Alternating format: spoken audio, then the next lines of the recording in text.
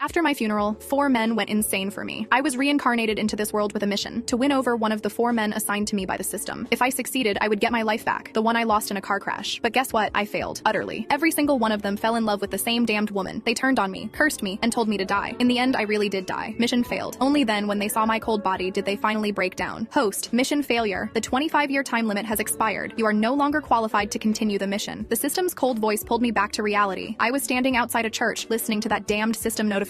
Inside, Parker Sheffield and Jessica Landry were kissing at the altar. He was the richest man in City A, and the last man I needed to win over. Another epic failure. When I was first reborn, the system offered me a deal. Make any of these 4 men fall in love with me within 25 years, and I could live again. But 25 years had passed, and I had nothing. It seems I wasn't meant to live at all, was I? I turned and left, eventually walking onto the busiest overpass in the city. The system said my time was up. I had to end it myself, permanently. As I stared down at the speeding cars, my mind was filled with memories of those men, their cold words, their contempt. And it was all because of the woman they were obsessed with, Jessica Landry. The system tried to console me. It's not your fault. She is the chosen one. They are instinctively drawn to her. I looked up at the blue sky and thought, is that it? Am I destined to fail just because I'm a side character? To hell with it. I didn't want to think anymore. I closed my eyes and stepped into the traffic. A harsh screech of brakes, followed by an angry roar. Haley, are you insane? If you want to die, don't do it out here. I opened my eyes and saw my brother, Caleb Wright, dragging me toward his car. He was also one of the 4 men the system picked for me. The system had said if I could max out his brotherly affection to 100%, it would also count as a win. But then, Jessica Landry got her claws into him. She told Caleb I had hired someone to rape her. Caleb believed her without hesitation. From then on, he despised me. Caleb drove me to the river, dragged me out of the car, and slapped me hard across the face. If you really want to die, do it where no one will be responsible for you. I picked a great spot, now jump. My head was spinning from the slap. I had pretended to be suicidal in front of him before, just to get his attention, to make him listen to my explanation. But he only had eyes for Jessica. Now, he just thought I was pulling the same old trick. Caleb, what are you doing here? Aren't you supposed to be at Jessica's wedding? Are you here because of me? I looked up at him, my voice full of bitterness. Wasn't he at the church? Was he worried, so he followed me? I still held a sliver of hope for this brother. He sneered. Don't flatter yourself. I was picking up a bridesmaid's dress for Jessica when I ran into you, you lunatic. And Haley, I'm not falling for your act again. My last hope shattered. I should have known. My brother was hopelessly in love with Jessica. Even though she was marrying someone else, he was willing to be her errand boy, even running chores for her wedding. What an incurable simp. I said nothing and turned, starting to walk into the river. Maybe Caleb thought I was just acting. He stood on the bank, mocking me. Hurry up, you're so slow. If you're going to die, do it quickly. I have to get back to the wedding. I quickened my pace, letting the river water soak my clothes, numb my skin, and fill my mouth and nose. This is it. I can finally be free. But suddenly a powerful force yanked me backward out of the water. Smack! Caleb slapped me again. Haley, did you really think you could die in front of me? Mom gave you that life. You have no right to throw it away. Mom was the only person in this world who cared about me. I couldn't hurt her, but I had to leave. Caleb's interference forced me to retreat temporarily. I made up a lame excuse and went home. His words echoed in my ears. So what if Parker Sheffield is married? If you really loved him, you'd let him be free. That's true love.